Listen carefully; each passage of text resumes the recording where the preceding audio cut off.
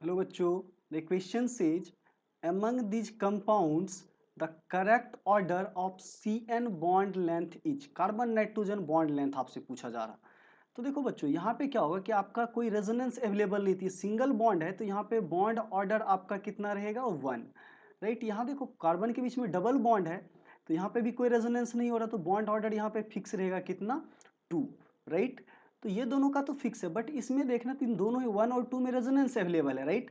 तो यहाँ जो लोन पेयर है ये लोन पेयर क्या करेगा, रिंग के अंदर डिलोकेलाइज होगा तो जिससे क्या होगा इसका बॉन्ड ऑर्डर बढ़ेगा, क्या होगा बॉन्ड ऑर्डर बढ़ेगा। और बॉन्ड ऑर्डर क्या होता है तो आपको बच्चों directly proportional to extent of delocalization, right, extent of डिलोकेलाइजेशन।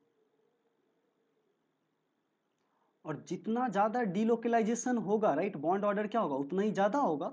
ये तो पहला कॉन्सेप्ट याद रख सकते हो। और दूसरा की कॉन्सेप्ट क्या होता है कि जो आपका बॉन्ड लेंथ है वो इनवर्सली प्रोपोर्शनल टू क्या होता है बॉन्ड ऑर्डर के, राइट। तो देखो बच्चों क्लियरली है कि बॉन्ड ऑर्डर यहाँ पे 2 होगा, मैक्सिमम बॉन्ड ऑर्डर यहाँ पे, तो बॉन्ड लेंथ सबसे कम किसका होगा 4 का, राइट। तो यहाँ पे अगर हम बॉन्ड लेंथ के ऑर्डर की बात करें तो सबसे लिस्ट किसका आ जाएगा ऑप्शन 4 का।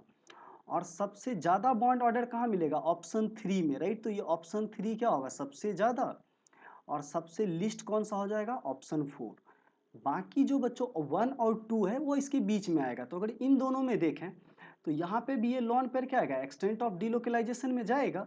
बट यहाँ पे CHO ग्रुप लगा हुआ है, CHO ग्रुप कैसा काम करेगा -M के जैसा, राइट। दैट मीन्स ये रिंग के अंदर इलेक्ट्रॉन को खींचेगा तो that means higher extent of delocalization कहाँ होगा इस केस में। तो जितना ज़्यादा एक्सटेंट ऑफ डिलोकेलाइजेशन होगा तो बॉन्ड ऑर्डर क्या होगा उस ऑर्डर में यहाँ पे बढ़ेगा। और बॉन्ड ऑर्डर अगर यहाँ पे बढ़ेगा तो बॉन्ड लेंथ क्या होगा घटेगा, राइट। तो अगर 1 और 2 में देखें इन दोनों कॉन्सेप्ट का यूज करके तो बॉन्ड ऑर्डर क्या होगा कि 1 में ज़्यादा होगा, और बॉन्ड ऑर्डर अगर 1 में ज़्यादा होगा तो बॉन्ड लेंथ क्या हो जाएगा कम हो जाएगा। तो 4 के बाद कौन सा हो जाएगा 1, देन 2 एंड देन 3। तो देखो बच्चों अगर इसको हम क्या लिखना है तो इंक्रीज डिक्रीजिंग ऑर्डर में तो सबसे ज़्यादा बॉन्ड लेंथ किसका मिलेगा आपको 3 का, देन किसका मिलेगा 2 का, राइट, देन किसका आएगा 1 का, और सबसे लिस्ट किसका चला जाएगा 4 का। तो अगर ये ऑर्डर देखें 3 2 1 4 that is given in option C. ये आपको कहाँ गिवन है ऑप्शन सी में, तो करेक्ट ऑप्शन कौन सा हो जाएगा option C. So thank you.